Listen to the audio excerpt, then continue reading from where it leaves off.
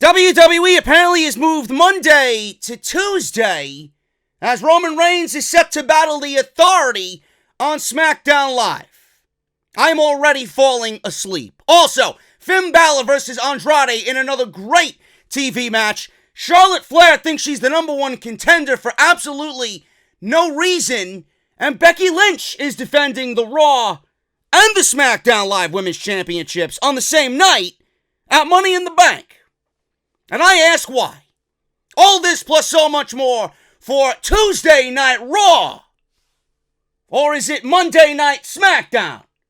Who gives a shit? Right here on Off the Script.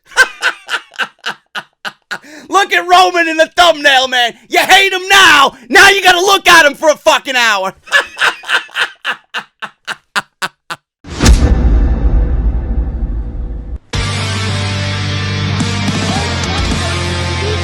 Delete! This is mine.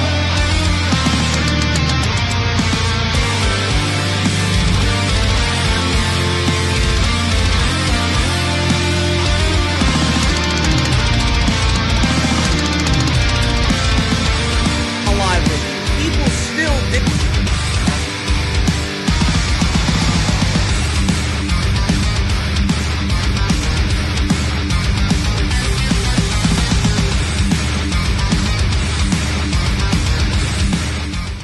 You know, I was wondering, and I was pondering, and I was thinking, while we were getting this Kofi Kingston and Shinsuke Nakamura match to end SmackDown Live tonight in the main event, Roman Reigns versus Elias was announced. I know, I'm putting you to sleep already. I know, I'm sorry.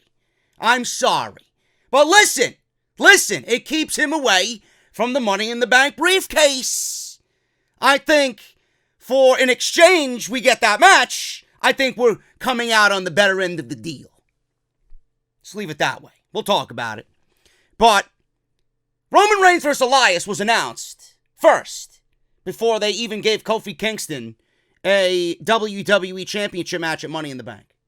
Becky Lynch is defending 2 titles at Money in the Bank. We got Seth Rollins and AJ Styles announced on Monday Night Raw. So I'm thinking while I'm watching this match, Kofi Kingston needs to have an opponent at the end of the night for Money in the Bank. Just gotta be. Whether it's the predictable Big O, Kevin Owens turning heel, or we get an RKO out of nowhere, or miraculously Daniel Bryan comes back and puts to bed all of those injury rumors. Had to be somebody. We got Kevin Owens. We got, again, this is not the first time they put him through this situation, something that resembled NXT Kevin Owens. We all know that Kevin Owens is a much better heel than he is a babyface. We all knew that this New Day stint, this temporary fill-in for Big E, was never going to be a long-winded thing. People were giving me theories. Oh, Big E's going to come back and he's going to turn on the New Day. No, I would not do anything like that, especially right now. Kevin Owens versus Kofi Kingston is a thumbs-up match in my book. He needed a solid heel to go into Money in the Bank for his first title defense, and you cannot get more solid than a brutal Kevin Owens. He's going to bring out the best in Kofi Kingston. They obviously have this silly storyline now ended, and they could build traction from what happened tonight in the main event. And the best part of it all is that after the shakeup, we were promised fresh matchups.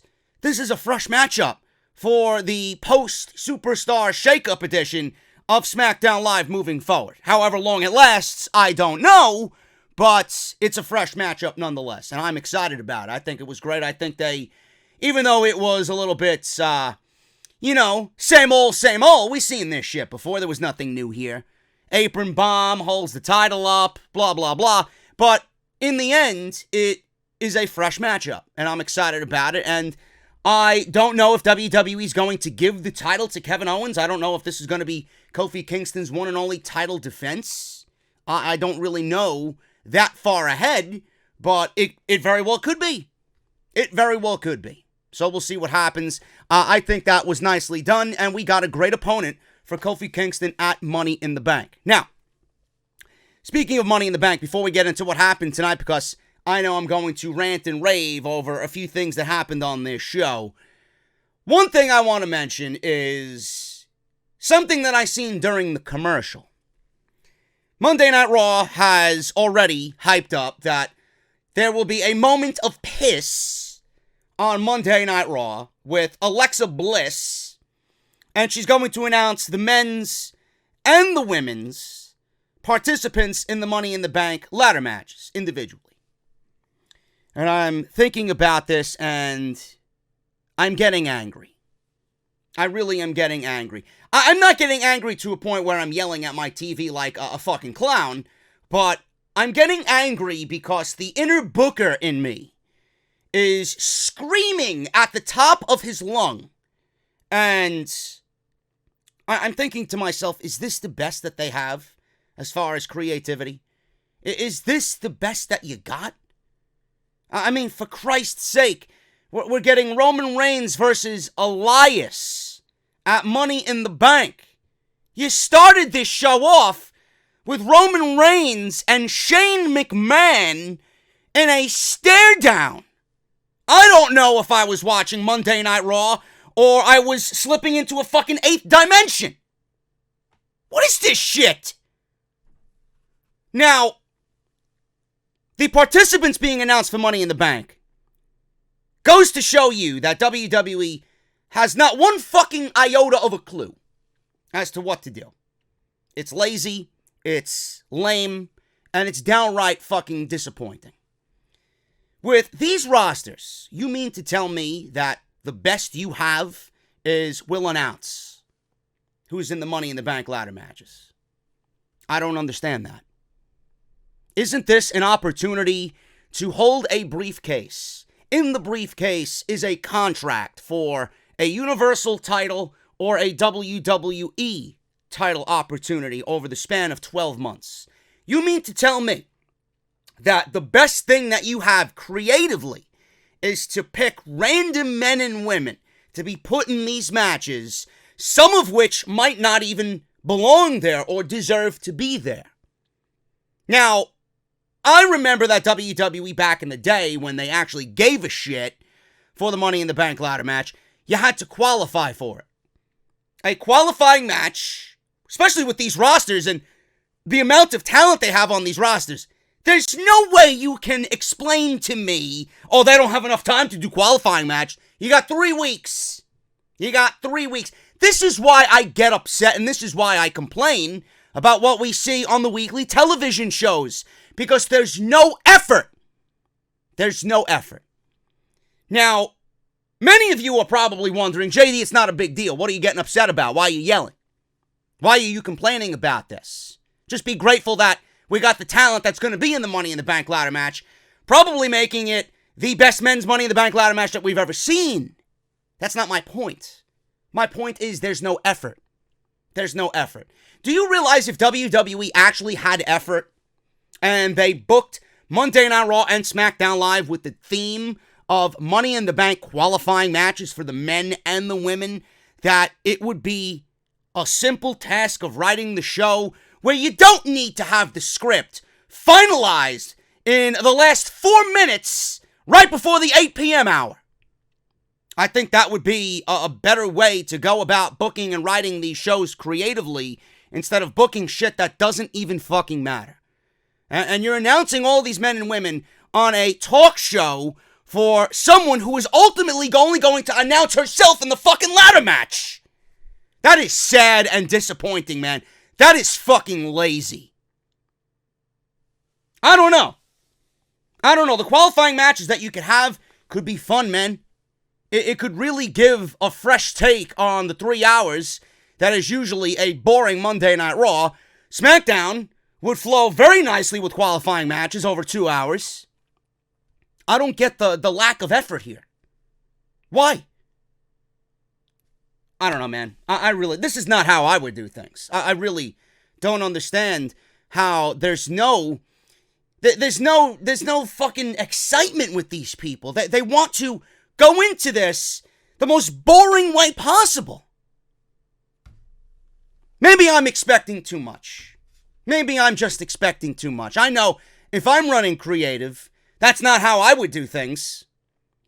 I mean, the Money in the Bank ladder match is a coveted fucking spot. Just like it was when they had the King of the Ring. Just like when they have the Queen of the Ring, which is being rumored. You're just going to pick random people to be in the tournament? No, you got to fucking fight your way into the overall 8-man or 8-woman field. You got to fight your way into the 6 or 8 individual field, whether it's the male or the female. Money in the Bank. I don't get it. I don't understand it. Anyway, this is SmackDown Live. I just had to get that off my chest. I know there'll be some people out there that think I'm fucking complaining for the sake of complaining. There'll be people that actually agree with me, and those people that agree with me are the smart ones. They are on my wavelength as far as a creative writer or booker goes. That's what I would do. WWE apparently thinks it's easy, or the best way, to be lazy. This is SmackDown Live. We are going to go over everything that happened tonight, good and bad, as always. Thank you guys so much for joining me here this evening. Make sure you guys follow me on social media, man, at JD from NY206 on both Twitter and Instagram. Make sure you guys follow me on Instagram, man. I'm trying to get to 10,000 followers by the summertime. I'd love to do it, man. We're about 7,000 deep. So if you guys can go over there, if you got an Instagram page, follow me on there, man. JD from NY206. You guys know the deal with Twitter. Live tweeting during Raw, SmackDown, pay-per-views. You know the deal with that for sure. Hit that subscribe button down below. Turn on that bell for all notifications. Patreon, if you guys want to support the Patreon page, patreon.com/JD from NY206. If you guys want to support the podcast with a t-shirt, you guys can certainly do that. JD's Elite, one of the top-selling, if not the top-selling t-shirt in all of the YouTube wrestling community. Become one of my elite members. Bonfire.com is the official online shop for JD's Elite. Link will be down in the description if you guys want to go get yours today, man. And I appreciate all those who have purchased this week alone. You all will be getting a shout out on Fridays off the script. Link, like I said, is down in the description below. If you missed this week's videos, man, off the script with Sasha Banks.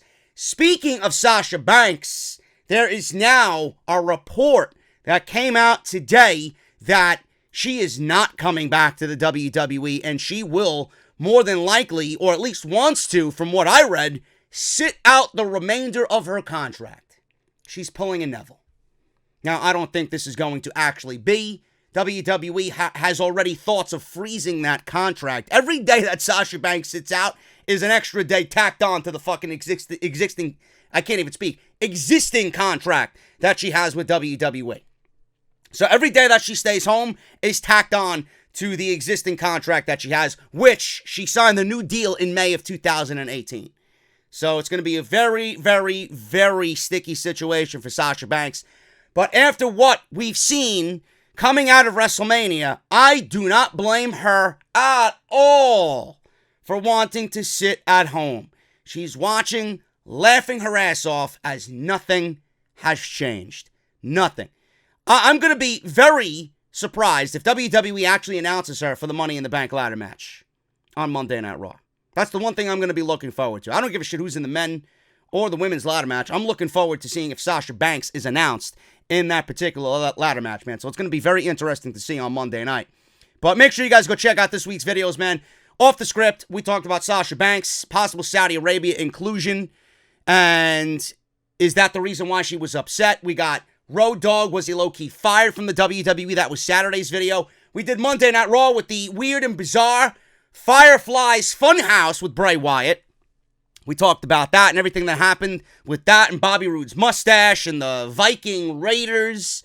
The weirdest edition of Monday Night Raw all year. So make sure you guys go and check that out. And right before SmackDown Live went live on the USA Network around 6:30, I actually uploaded an off-the-script extra talking about the CM Punk situation and his return to pro wrestling. My thoughts on that. My thoughts on Dustin versus Cody at Double or Nothing. So make sure you guys go and check all that stuff out. Link will be in the top right corner of the screen. That little I, the annotation, you drop that down. Everything you need will be right there.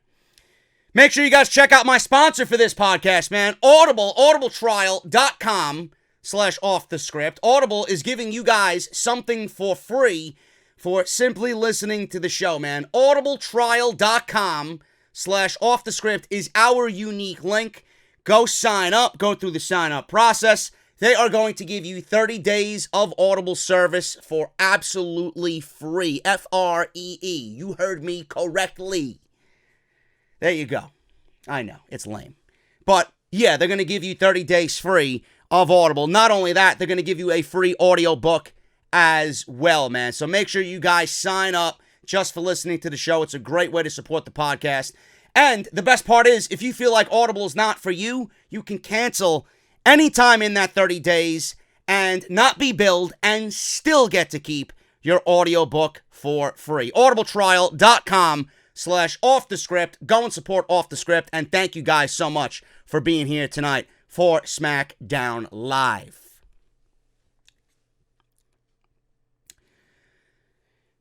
Show started off with Shane McMahon, the heel, which I'm actually enjoying pretty decently. I think he's a much better heel than he is a babyface, and I love the bullying of Greg Hamilton, the ring announcer, even though he didn't go over the top with it this week. I just love it, man, because I love it because it's something that I would do if I'm a heel, and it's just a classic heel move. Bully the ring announcer to give you an epic introduction. I love it. I think it's great. But we all knew why he was out there anyway, and it had nothing to do with The Miz, because The Miz is on Monday Night Raw. Shane McMahon made his way to the ring, and he did his deal with Greg Hamilton only once, which was good. He said the fans should prepare themselves to feel disgusted by what they're about to see replayed. I am disgusted that I have to watch the replay of it anyway, because it includes Roman Reigns. I'm not disgusted about the actions. I'm disgusted by the man. I'm sure I made people salty already with that comment. Calm down, you fucking cretins. This is what we do here. Now I gotta do it on Tuesday instead of Monday. That's the only fucking difference. Roman is blue instead of red. I wish he was pink, unemployed. So, they showed Reigns punching Vince McMahon last week, spearing Elias. Phillips, by the way, did not utter the big dog. So, I guess there's some sort of positive to come out of this. Tom Phillips is probably my favorite announcer in all of WWE right now, just for the simple fact that he did not say the big dog. But Corey Graves is one mean cocksucker of Roman Reigns, I'll tell you that. So, Phillips said Reigns could be fired for his actions. Sure. Sure he can. Sure he can. And I'm starring in a fucking porno with Jada Stevens on Thursday night. Fucking clown. Shane said it was horrific to watch, and it's disgusting. Are we describing Roman Reigns or Monday Night Raw? I can't tell anymore. Because Monday Night Raw is certainly horrific and disgusting on most weeks. He said his father is one of the greatest men to have ever lived and is like a national treasure. He asks with irony, of course, what kind of man puts his hands on another man's father? A hypocrite. That's who. Roman Reigns was telling Drew McIntyre not to talk about his family a couple of weeks ago, right before WrestleMania. And now Roman Reigns is putting his hands on Shane McMahon's family. So what type of man is it, Shane? A fucking hypocrite. He said what Reigns did was like disgracing the American flag or defacing Mount Rushmore. This is his own words. He paused and gathered himself a little bit. He said one of the things that he can't get out of his head is that Reigns had the audacity to hit the chairman and CEO of a billion-dollar company. Shane asked what would be appropriate. He asked if he should fine or suspend or terminate. I motion to terminate. My vote is in. He said maybe his emotions are getting the best of him and he's amped up because he's going to settle it in the ring right here, right now. Man, I can't fucking wait for this barn burner of a classic between Shane McMahon and fucking Roman Reigns. He said it's not a request. He's ordering Reigns to come out to the ring right now. No music. And then Roman Reigns' music hits. So they gave you that nice little anticlimactic, quote-unquote, pause. because they want to build up the big bad tough guy in Roman Reigns. If he's going to answer the authority here because he's a bully, right? He's the big bad tough guy. So he was in a t-shirt, no vest, because he wasn't wrestling on this night. Easy night off for Roman Reigns. Phillips defended Reigns by saying Reigns was probably just stuck in the moment and he was excited to be on SmackDown Live. Phillips, take the fucking cock out of your mouth, please, and pass it to Corey Graves where it belongs. Okay? Enough. Phillips said Shane put his hands on the Miz's father a few weeks ago. So I guess we have two hypocrites in this ongoing feud. Reigns entered the ring. He has a microphone. He looked at the microphone, raised it, and then threw it down. Man, what a tough guy that Roman Reigns is. So Shane obviously knew that this meant Roman didn't want to talk. And Shane threw his microphone down. And they were having an old-fashioned Western gunslinger-like moment here where they're just looking at each other with no microphone in their hands. So Elias ran out, jumped Reigns from behind. Reigns turned, so Shane attacked Reigns from behind. He kneed Reigns in the corner a few times. Reigns kicked Shane in the head and then punched him. Elias jumped Reigns from behind. Shane held Reigns as Elias beat him down. Reigns fought back a little, but Shane and Elias just grounded and pounded Roman Reigns. Shane and Elias need him some more. Elias then gave Reigns the drift away in the middle of the ring, and I wish Roman Reigns would legitimately drift away from pro wrestling altogether. I wish the actual move was taken literally. So there you go. Shane is a good heel. Okay, Shane is a good heel. We all know that. But I don't understand this logic here with Roman Reigns. No explanation. No explanation whatsoever for his actions last week. I ask WWE if you're fucking watching me, okay? Because I know someone out there is fucking listening to the words that come out of my mouth every fucking week. Why did Roman Reigns attack Vince McMahon? And there's no explanation as to why he attacked Vince McMahon. There was legitimately no reason for him to attack Vince McMahon in that moment last week on SmackDown Live. Now, why did Roman Reigns attack Vince McMahon last week? They're not going to tell you.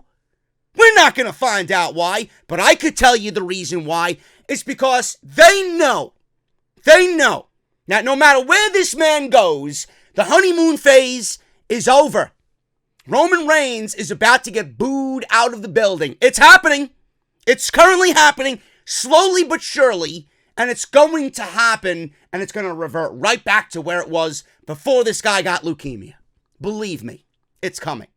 They did it simply because they are running out of options. They know the hammer is coming down. They know people are not stupid. They're not blind. They're not going to cheer this guy forever. So what could we do? Have him act like a tough guy and Superman punch the boss for absolutely no reason. That's exactly what they did.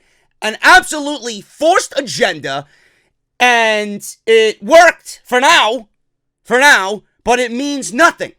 It was so forced, and it got WWE to extend this little honeymoon phase by just a little bit. I don't understand it. They're running out of options. They're running out of time. The Roman agenda is real. It's real. And everything that they do is a desperation act to spare themselves just a little bit more extra time. This absolutely has no logic behind it. No logic. No reason for the attack on Vince McMahon. This is another instance in which they're putting him against Shane McMahon now. What happened to The Miz? Is Shane moving on from The Miz? Because I'm sure The Miz still wants a part of Shane McMahon. I mean, they continued that on Monday Night Raw when Miz moved to Monday Night Raw on the shakeup. So what's happening here? Are we getting a conclusion to that? Or are we moving on because you built Shane McMahon up as a heel big enough to a point where you know Roman, if he goes against Shane, is going to get cheered? Again, a desperation act and a stall for time. Extra time, because you know the rains of boos are going to come down upon this man eventually. It's disgusting. It is absolutely disgusting. Now, the situation with Elias. Is he a corporate goon now for the McMahons? And I thought we were getting fresh matchups. If this is the level of creativity that you have post-shakeup after rearranging these rosters to your heart's content, if this is the best creatively you have for Elias, I don't know who could sit there and stand for this bullshit. If you're a fan of Elias, you should be pissed. Because the man is not given an opportunity to fucking shine on his own. He's always put in a position to lose and look like a loser. Oh, but JD, it's entertainment. We've been seeing the same shtick from Elias for over a year and a half now, and nothing has changed. They use this guy as a novelty act, a comedy act, and now they're putting him in this feud with Roman Reigns, which will eventually lead to a loss. Because Reigns is not losing at the pay-per-view. I would be shocked if he does. But again, we got Elias versus Roman. Keeps him out of the Money in the Bank ladder match. And as far as what I could see, if they're building towards a Reigns-Shane McMahon match at SummerSlam, it keeps him away from the WWE title for just a little bit longer. I don't know. This is not... And then they want to know why the ratings are falling. You do realize that Monday Night Raw suffered the second lowest rating of the entire year. This includes AJ Styles wrestling twice on the same show. This includes a new roster being built around Seth Rollins, and they still got the second lowest rating of the year. The sheer difference in hour 1 to hour 2 to hour 3 was fucking staggering. But continue putting Baron Corbin in the main event and continue having Baron Corbin go out there and shit on your fucking audience. Because we all know that Baron Corbin is the one killing the ratings right now for Monday Night Raw. Continue doing it, though. Go ahead. This was awful. This was awful. If Elias is looked at by everybody as a potential top act, then start treating him like a top act. Seriously. And enough of this Roman being the tough guy, the bully, having him look cool by attacking the McMahons. We've seen this shit already. It's old. And then WWE's going to give you a reason, well, you know, we're listening to the audience. No, you're not. You're not. Because if you were, you wouldn't be giving me regurgitated fucking garbage on Tuesday nights. And I'm waiting for the ratings to come in for SmackDown Live, and they're just as low as Monday Night Raw. And then when I make fun of it, and I tell you why, I'm going to point to this reason alone. Nobody cares about it. Nobody wants it. We asked for fresh and new. This is not fresh and new. Moving on. We got the announcers hyping a Charlotte versus Becky face-to-face later. I don't know why there's a face-to-face with these two women when the end result happened at WrestleMania. So we got that. Finn Balor versus Andrade with Zelina Vega, and then Shinsuke Nakamura versus Kofi Kingston. Again, I mentioned this today on Off the Script Extra. No explanation. No explanation as to why Andrade and Zelina Vega moved from Monday Night Raw to SmackDown Live. None whatsoever. You think WWE would have fun with it. So, I was expecting them to make sense of it. Yeah, we traded this one and that one from Raw for Cesaro and Samoa Joe. And then later in the night, we got Jinder Mahal coming out for absolutely no reason. It's like they are operating with 30 fucking riders and one brain. I don't get it. I really don't get it. So, we get Saxton. Saxton said things don't appear to be over between Reigns, Shane, and Elias. Man, you got my hopes up. Graves says it might be Roman's yard, but the McMahon's universe is and always will be this, the WWE. And they all just live in it. Phillips said it was bittersweet last week with Big E being injured and Kevin Owens replacing him. And Graves says that he hasn't slept right since witnessing Kevin Owens doing a gyrating hip swivel. I hope that this was the last week and we got what we wanted. Kayla Braxton interviewed Kofi Kingston, who is the WWE champion. Kofi said the love, support, and magic that the WWE Universe gave him is still with him and growing every day. He said all is right with the world because he is the WWE champion. Xavier Woods came in acting as if he's a cheerleader, and he said, proclaim it and declare it loudly. Kofi is the WWE champion.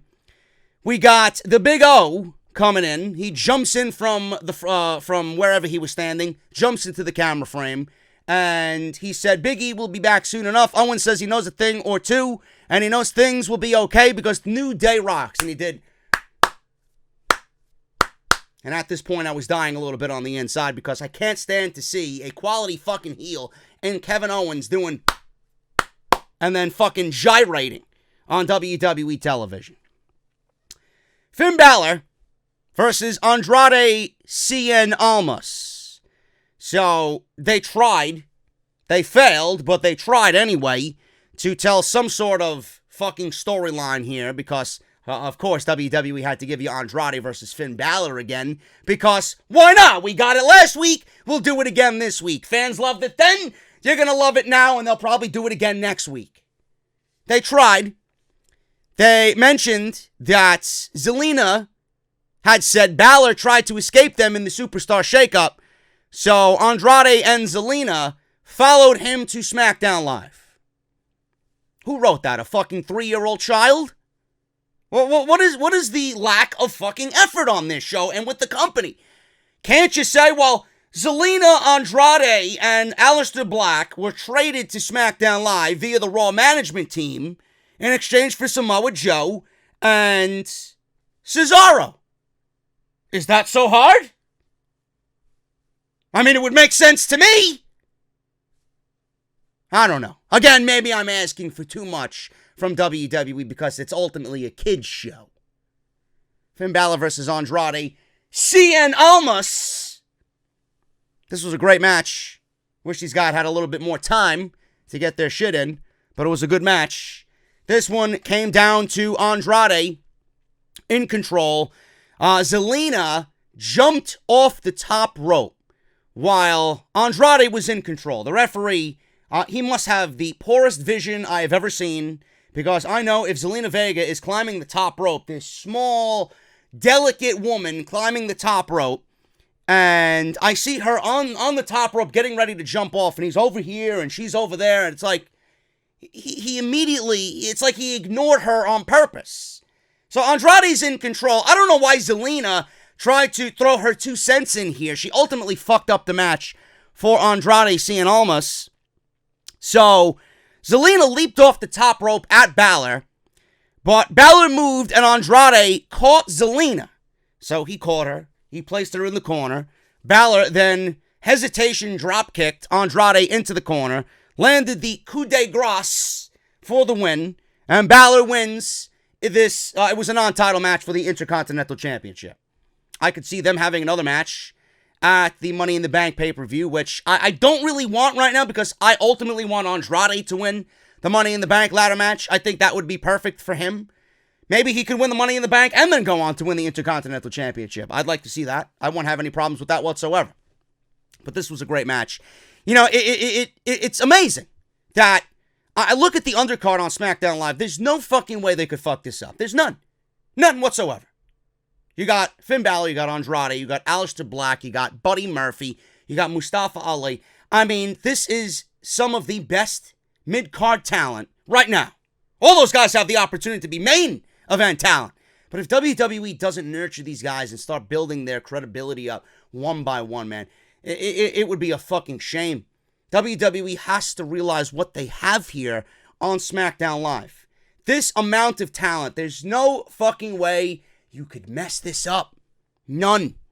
I'm loving what these two guys are doing. This was better than their first match, in my honest opinion. And Balor wins with the coup de grace at 8 minutes. Elias was sitting on the back of a limousine, and he sang a song in which it was him challenging Roman Reigns to a match at Money in the Bank. Shane then told Elias to join him in his limo, and they drove off. Graves says he's starting to come around on Elias's music. Now, if only WWE would come around on Elias and his wrestling ability. Or the character itself, and give this man something other than a burial every fucking week. I don't know what's happening here with Elias, but this is doomed for Elias right out of the gate. I could honestly see, the WWE has Elias interrupted by The Undertaker on the Raw after Mania. Now, we all knew why they did that. They're planting the seeds for Saudi Arabia. You know what's coming. So this right now is nothing but a layover for Elias, because you know he's going to visit that Undertaker vacation very, very soon. So Elias, I could see teaming with Shane McMahon versus The Undertaker and Roman Reigns at Saudi Arabia in June. I'm just throwing it out there, because I think The Undertaker in a tag team element is much better off than having a one-on-one match with Elias on his own. Just throwing it out there. I would not be surprised if we actually get that announced closer to the next Saudi event. They showed Mandy Rose and Sonya Deville from earlier, confronting Paige and predicting that Kyrie, Sane, and Asuka and this whole tag team will blow up in her face. Nice little tease right there. I hope it does, because Asuka deserves better, to be quite honest with you, and I would love to see Asuka turn heel. I'm letting you know right now, I'd love to see heel Asuka versus Kyrie Sane. I know I'm not the only one who's thinking that, so Mandy Rose and Sonya Deville actually teasing this has planted a seed, because this is not a tag team. This is a makeshift tag team in WWE's eyes, because they're both Japanese.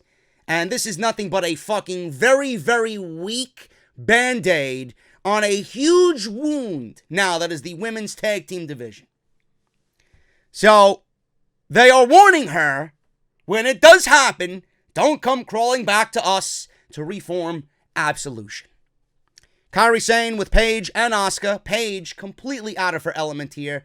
She has absolutely nothing to do with Asuka and Kyrie Sane. This is merely a position to get this woman on TV and actually have her earn her paycheck. This does not make sense. The visual of it is not resonating with me right now.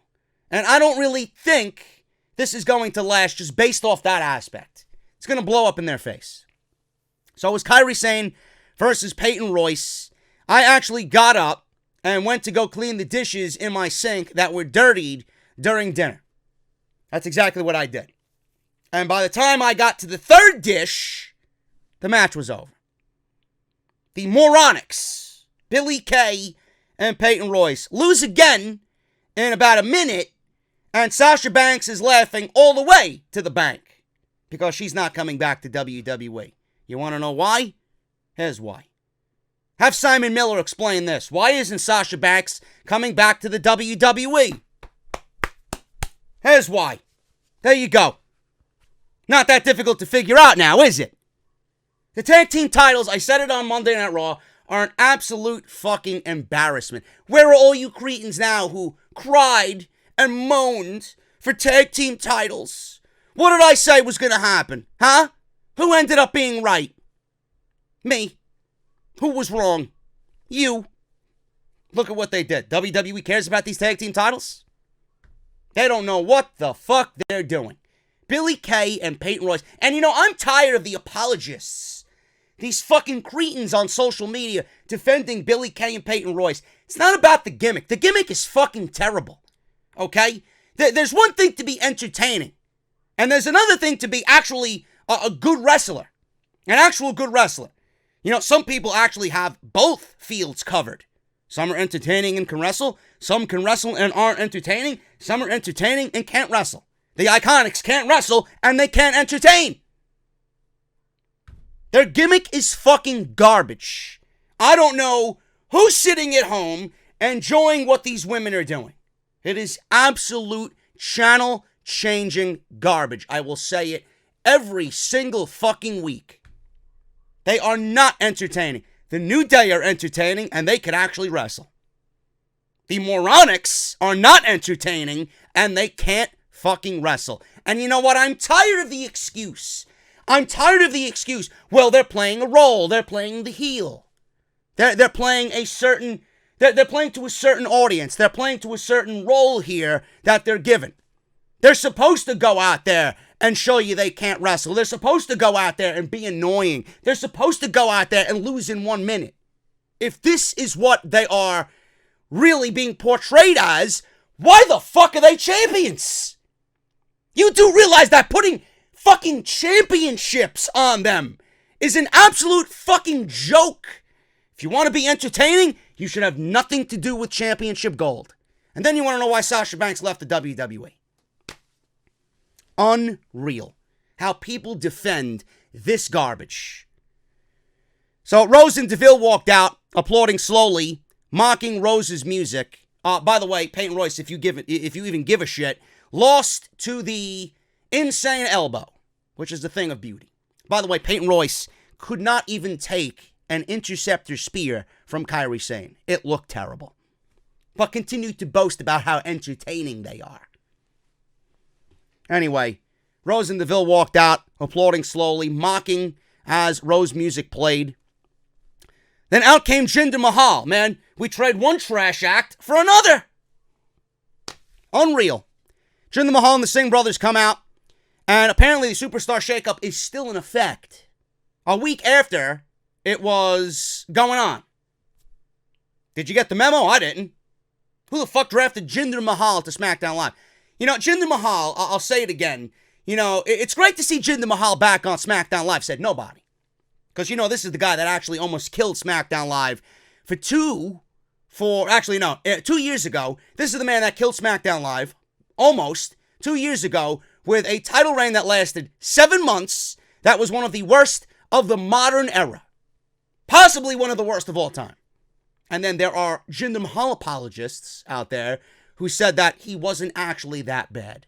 I don't know what the fuck you watched for 7 months, but I seen nothing but Randy Orton Jinder Mahal matches, main event pay-per-view, that went absolutely nowhere. Does anybody remember the fucking Punjabi prison match where the great Khali came out? Please, don't speak on professional wrestling anymore. When you have your title reign being interrupted by the great Khali, I've seen enough. I've seen enough. So, apparently he was getting ready for a match, and we cut right to an Aleister Black promo. You know, the Aleister Black promo that we should have got on his debut night on Monday Night Raw? Yeah, that one. Aleister Black sat down. He's wearing a button-down black shirt, black backdrop. Said fans know who he is. Yeah, if you're smart. But they do not know what he is. He said the name and the persona are not the same thing, and the aesthetic of the persona shouldn't evoke certain reactions, but it does. He said he cannot explain the complexity of his tragic character in such a short time, but over time he will show everyone and the world that he grew up in a world where he will have, or I'm fucking this up completely. He said over time he will show them that the world he grew up in will have him condemned. So there you go. It's nice to see this from Aleister Black, but I think we're 2 months too late on the entire who is Aleister Black. WWE thought that Aleister Black was the guy who was paired with Ricochet indefinitely, with no choice of words or microphone, no promo. Now just pair him with Ricochet, because that's what we're doing in NXT. No plans at all. They plucked these guys out of NXT with legitimately no plan. So we got a promo that was 2 months too late for Aleister Black. Hopefully they don't change his character or his name or his entrance for the sake of changing it, because now he's in the hands of Vince McMahon. Chad Gable came out to wrestle Jinder Mahal, and Lars Sullivan spared us a Jinder Mahal match. Lars Sullivan on this night is my favorite wrestler. He's my favorite wrestler. Lars Sullivan absolutely blasted Chad Gable from behind, attacked him from behind.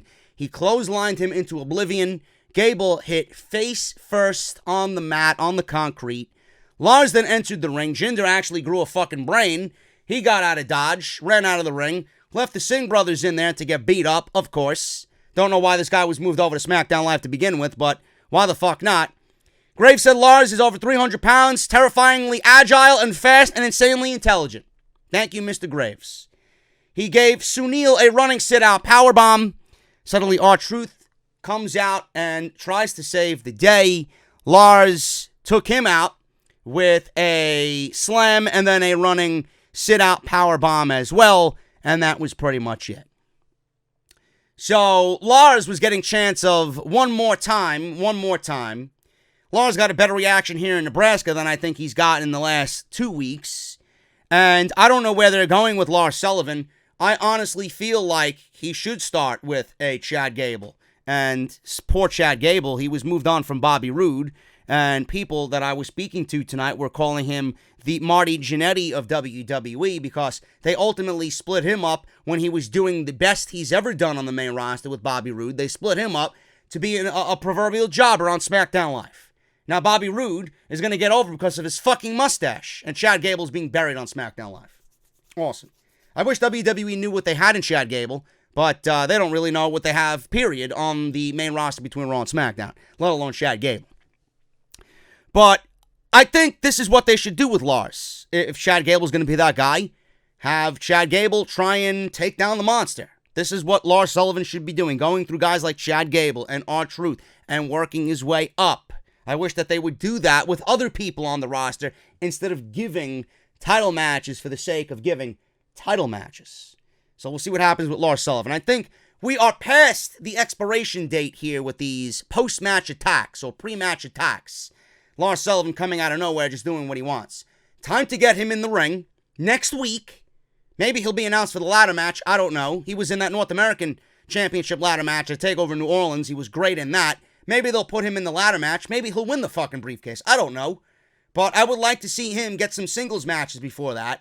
Build him up a little bit. Let's see that fucking cool entrance that they got for him. And he needs to showcase what he could do in the ring in front of a live audience. Enough with this bullshit. Please. He did the same thing with Lacey Evans. He did something that was completely cringe and garbage for 3 months, and now people all over the world are looking down upon her for all the right reasons because of the way you booked her. You're making her come off as an entitled bitch. Lars Sullivan, get him in the ring with somebody and let him show his dominance. Please. I think that's the best way to go about it. He's doing a good job. He's intense. He's intimidating. He is playing the role that he should be playing. It's WWE now. Needing to get him in the ring, doing what he's got to do. So, we got Reigns saying that he will go to Money in the Bank and accept Elias's challenge. Reigns said Elias got his licks in, but at Money in the Bank, he's going to break his jaw and he won't ever sing again. Ooh. Roman Reigns being Mr. Big Bad Tough Guy over here. Charlotte made her way to the ring. Don't know why she's out here. Don't know why she's still mentioning WrestleMania 35. Don't know why she has a face-to-face with Becky Lynch when she has nothing legitimately to do with Becky Lynch. She said at WrestleMania 35, in the main event, in a winner-take-all match, which apparently she forgot the rules to, because it was so long ago. 3 of the very best. She said not 3 of the very best women, but 3 of the very best in the business went head-to-head. She mentioned Ronda Rousey. No reaction. Becky Lynch. Decent pop. She said Becky pinned Rousey, but she didn't beat the Queen. She didn't beat Charlotte Flair. Yet she has her belt. She asked Becky to come out and answer how she believes she is the rightful SmackDown Live Women's Champion when she didn't beat her. Now, I don't know if Charlotte got the memo at WrestleMania. Maybe someone didn't go over the rules of the winner-take-all match at WrestleMania with Charlotte Flair. You see, honey, maybe you spent too much time in the sun with Andrade. I don't know where you went, but apparently it was no good for you. See, when you're in a winner-take-all match, no matter who was pinned, this case it was Ronda Rousey.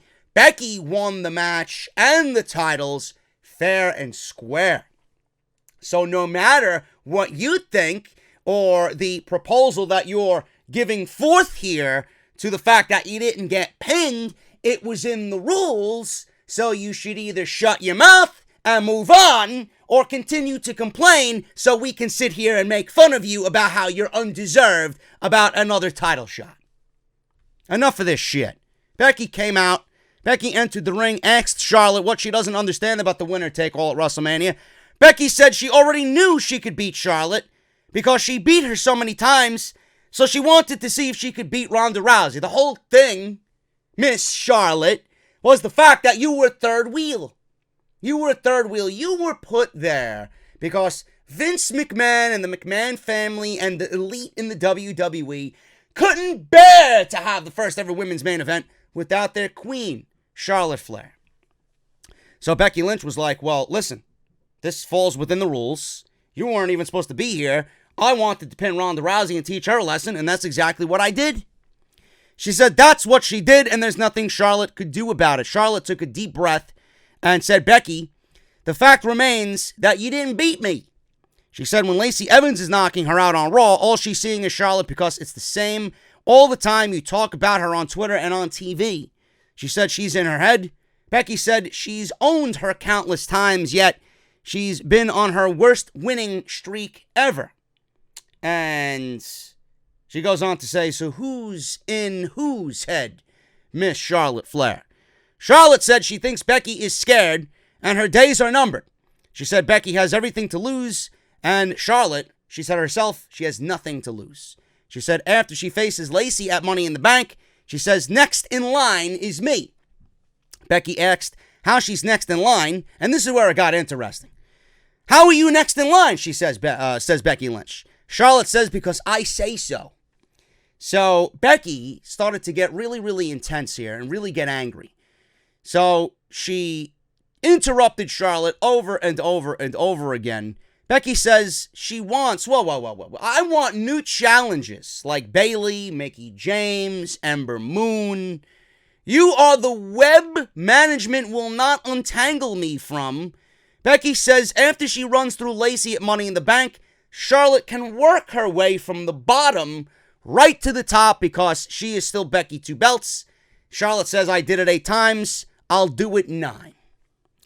So out comes Bayley. Bayley, with a microphone in her hand, says the Superstar Shakeup is supposed to be all about fresh starts. And all she sees in the ring right now is a rerun. She thanked Becky for the shout-out. She said she's never defeated her, though.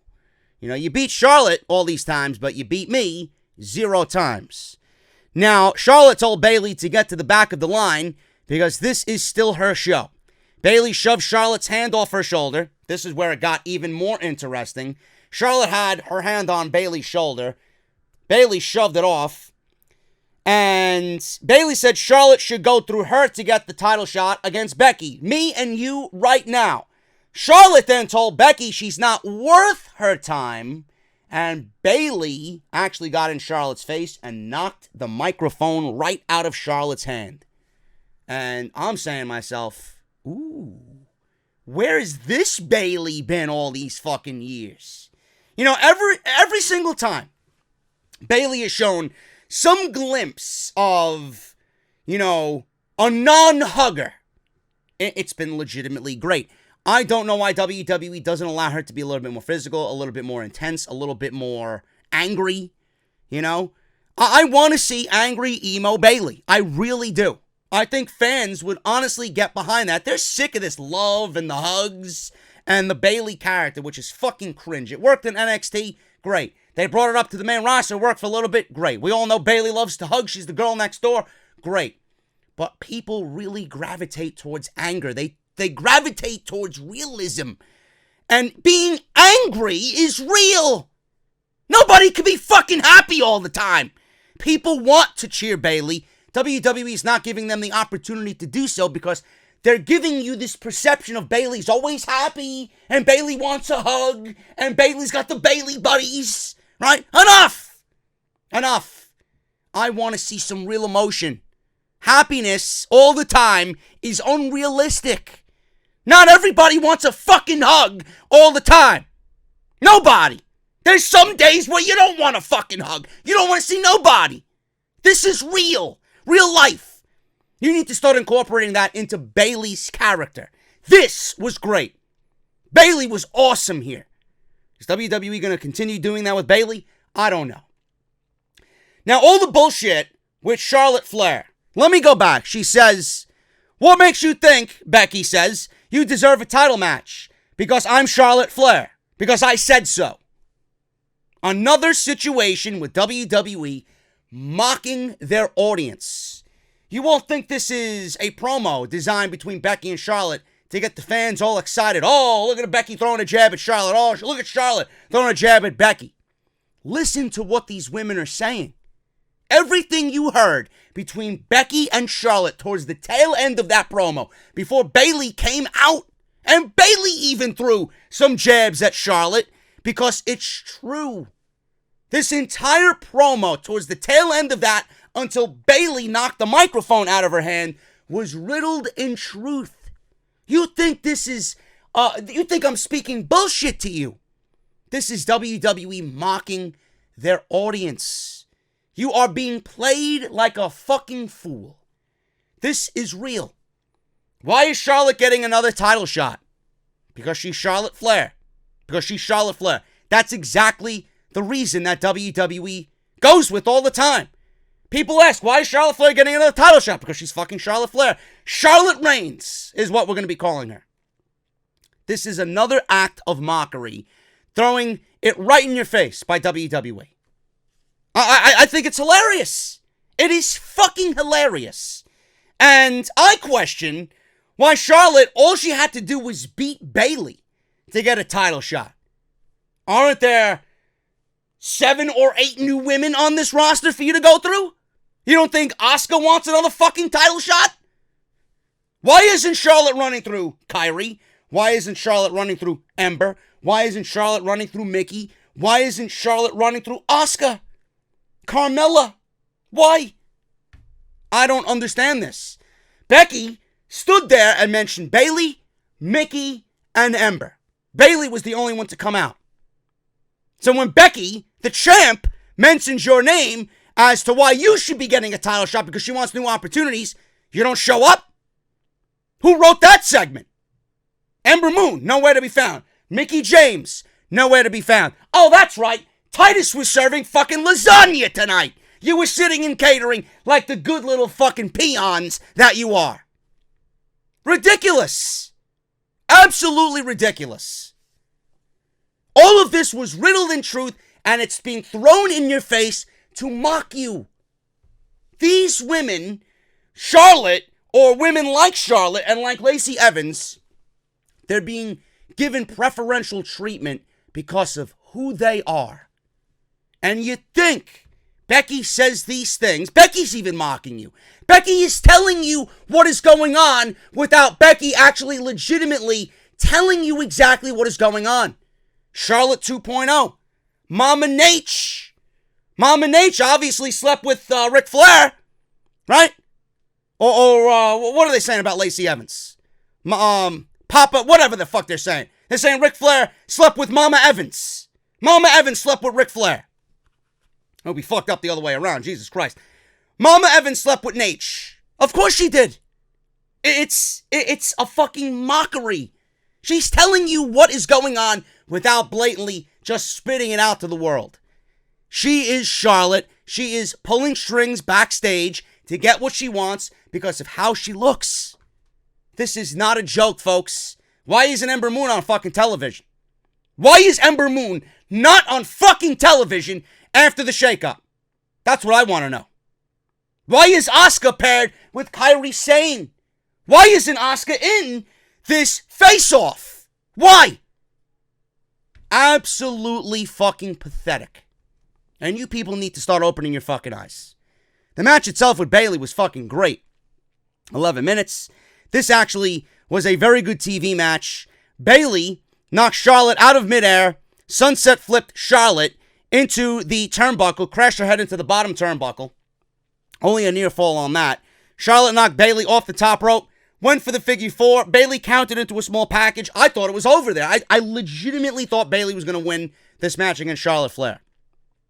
Charlotte then speared Bayley out of nowhere and scored a 3 count, and Charlotte wins this match against Bayley. Really, really good TV match, and just like that, Charlotte beat Bayley and now is the number 1 contender for the SmackDown Live Women's Championship, and that's all she had to do.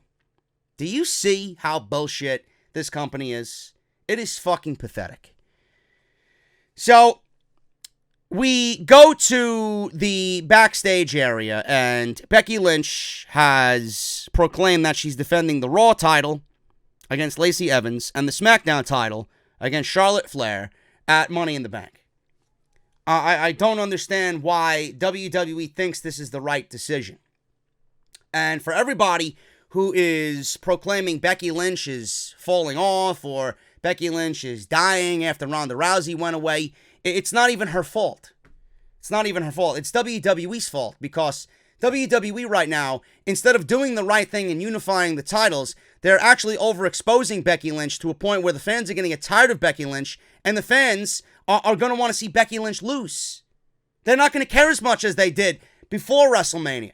The more you do, and the more you overexpose, the more people are going to want to not care about Becky Lynch. This is a foolish move.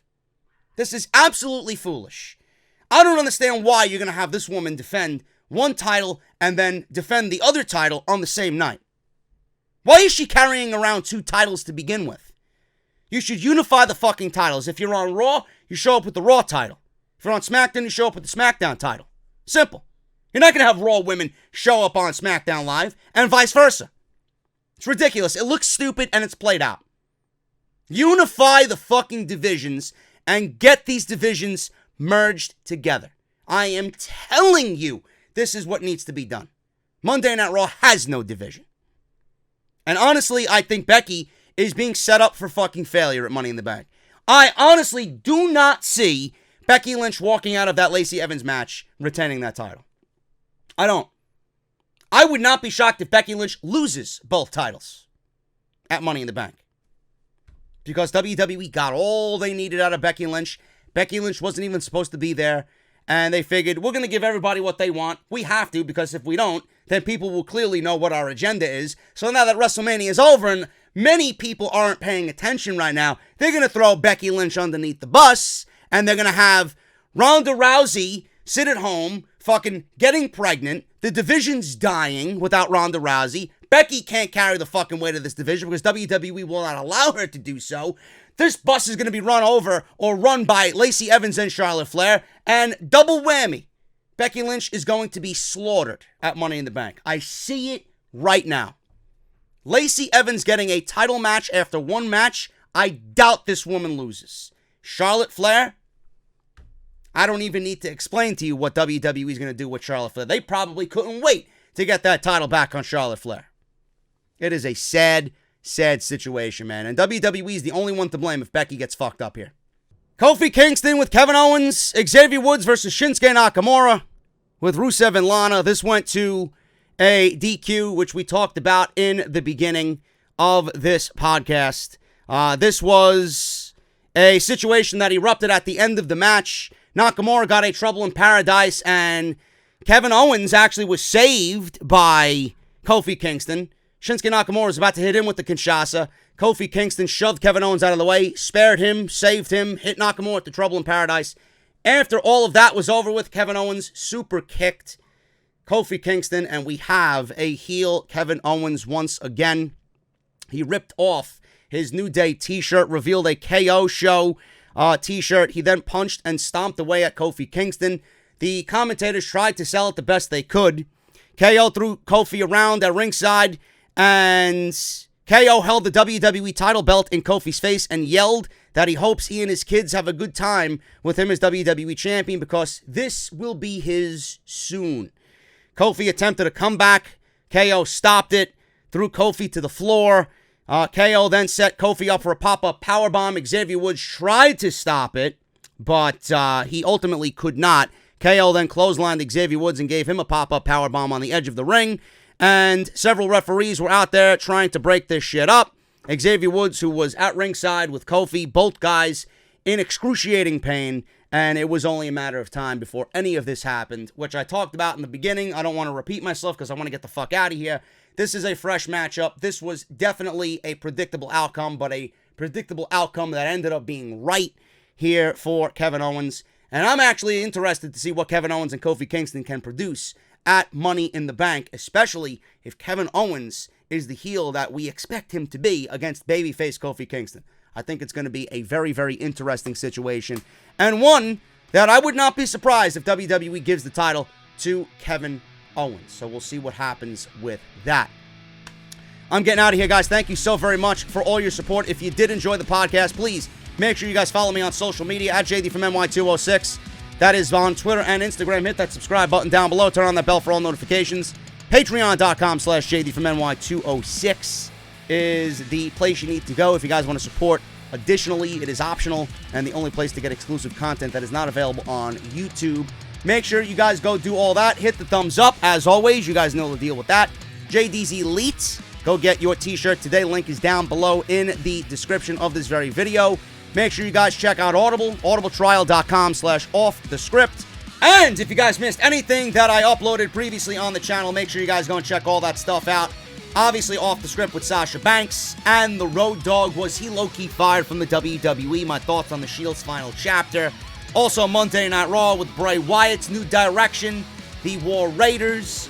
Bobby Roode's mustache. Everything you need as far as Monday Night Raw goes. Linked in the top right corner of the screen. That little annotation, drop it down, it'll be there. Also, Off the Script Extra with CM Punk as he finally returned to pro wrestling. My thoughts on that, including Dustin versus Cody at Double or Nothing. My thoughts on why that is such an important major match at Double or Nothing for All Elite Wrestling, man. I'm getting out of here. Thank you guys so very much. Hit that thumbs up. Have a good night, and I'll see you right back here tomorrow for NXT. Until then, guys, take care, and I'll see you later.